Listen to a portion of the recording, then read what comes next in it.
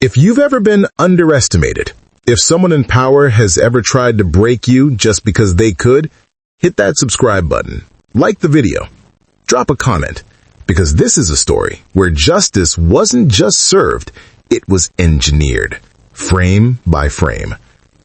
I got hired in the early 2010s, right when YouTube content creation was still this weird, experimental frontier. Universities wanted to look modern, but none of them understood what that actually meant. The job paid about $2,200 a month. Not great, but I was young, hungry, and honestly excited. They told me I'd be creating videos to shape the future of the university's online presence. It sounded grand, future-facing, creative. Reality hit on day 2. My manager, let's call her Marilyn, handed me a printed sheet. I remember the fluorescent lights flickering above me as I scanned it, thinking the flicker was messing with my eyes. 85 videos. Per year. Each one between 3 and 10 minutes. Made by me. Alone. I blinked twice. This is my KPI? Marilyn just smiled. A smile that looked supportive, but didn't quite reach her eyes. Give it a try, she said. If the videos are good, I won't stress quantity. Those words became the lie that carried me straight into hell. The equipment they gave me should have been in a museum. Cameras from the Jurassic era, computers that wheezed trying to open a browser tab. So, I used my own gear, my own software, my own everything. I wrote scripts, found students to act, shot scenes around campus, hunted down quiet rooms for sound, edited until my eyes burned. I even composed music because they refused to pay for royalty-free tracks. 60-hour weeks became normal. 6-day weeks became expected. I wasn't just a one-man production team. I was a one-man industry. And for the first month, Marilyn treated me like some kind of star hire. Compliments, encouragement, support. Then she found out I smoked. One cigarette break. One coworker casually mentioned it, and overnight, her entire personality turned to ice. The first thing I noticed was her nose. She wrinkled it anytime I walked in after a break, even if I'd washed my hands, chewed gum, everything. Then came the nitpicking. You're 5 minutes late. I tried to call you during lunch. Why didn't you pick up? The video you uploaded feels a little slow. Be more reachable. Be earlier. Be cleaner. It didn't matter that I stayed 4 extra hours every night. It didn't matter that my videos were pulling the highest views the university had ever seen. To her, I was now just a smoker, and in her world, that meant problem. A coworker, the only one who was actually kind, warned me quietly. She hates smokers. She tries to get them fired. I remember staring at my desk that night long after everyone else had left.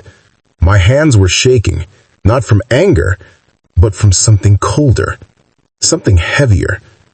I realized she wasn't just difficult. She was planning something. 5 months in, I got dragged into the director's office. Marilyn stood in the corner with her arms folded, a fake expression of concern plastered on her face. I knew I was about to be executed. The director didn't waste time. We're disappointed. You're far behind. I swallowed hard. I've done 30 fully produced videos. Your KPI is 85. I'm one person. I've worked 60-hour weeks. You've decided to cut the cord early. Marilyn let out this tiny snort, the kind someone makes when they know they've won. And then she said it. We'll find a professional production house to finish the work. The director nodded, adding, You don't need to worry. Marilyn will get it done. And that was the moment everything clicked. They thought firing me would solve their problem.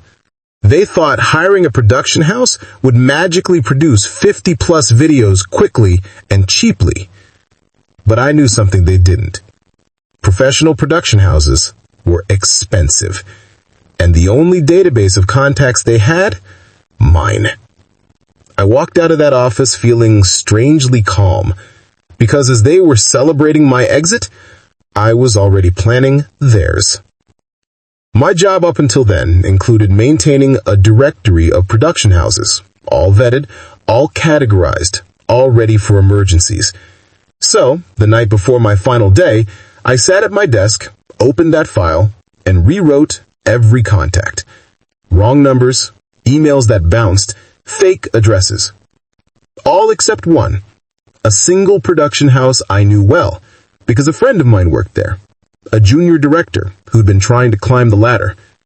I called him up. "Hey, I've got something for you. Something big."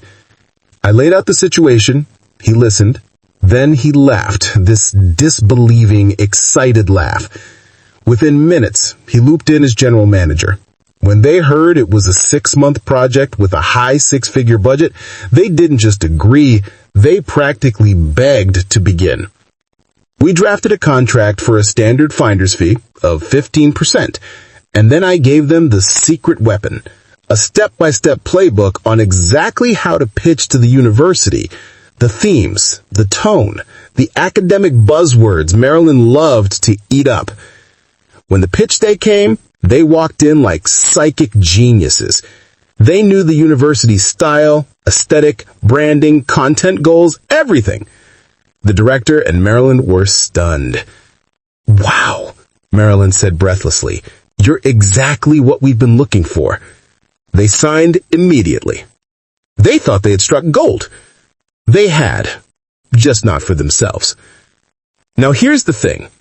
Real production houses aren't cheap. Where I made roughly $2,200 a month, a single video from a real team cost double to triple that. Because real crews have producers, directors, cinematographers, gaffers, sound techs, editors, assistants, gear trucks, insurance. But that also meant they could finish a video every 2 to 3 days. So while the university believed this was efficient, they didn't understand that efficient meant bleeding money at light speed. In 4 months, the production house created 50 videos. Brilliant ones. High quality, professional, beautiful. It cost the university over 10 times the entire annual budget allocated for the project. And my 15% finder's fee came out to more than a year's worth of my old salary. I used part of it to travel. Bali, beaches, peace. For the first time in months, I could breathe. I thought the story ended there. Oh, how wrong I was. One afternoon in Bali, my phone buzzed. It was the colleague who had warned me about Marilyn's hatred for smokers. He said, "Are you sitting?" Then he told me, Marilyn had been fired. Not reprimanded, not reassigned, fired. Why? Because she approved the entire massive production budget without the director's consent. The chancellor himself reviewed the numbers and lost it. The project had been budgeted at around 1.5 years of my salary. Marilyn spent 10 times that, all because she was so desperate to prove she could fix what she blamed me for. She signed off on everything blindly. The director was blasted, publicly. Her reputation was shredded. She wasn't fired, but she was humiliated and stripped of authority. My colleague told me, "Everyone knows the disaster came from firing you. They're not saying it out loud, but they know." I sat there on the balcony, listening to the ocean, letting the warm breeze wash over me. There was no triumph, no bloating, just this deep, quiet satisfaction, a feeling like the universe had finally calibrated itself. Marilyn had tried to destroy my career because she didn't like the smell of cigarette smoke. She ended up destroying her own. And my friend, he got promoted to full director at his production house, years ahead of schedule, because of the contract I'd funneled to them. The university wanted cheap labor. They wanted impossible output. They wanted to punish me for being human. Instead, They paid $250,000 to learn the cost of arrogance. I never reached out to anyone at that university again. I didn't need to. The results spoke for themselves. My friend, his career skyrocketed. I paid for a real film school education. I rebuilt my life. And the people who tried to crush me, the ones who thought they could fire me without consequence, they lost their money, their reputations, their jobs. Not because I sabotaged them, not because I lied, not because I broke rules, but because I finally let the real world show them the truth. You get what you pay for. And sometimes you pay far more than you ever expected.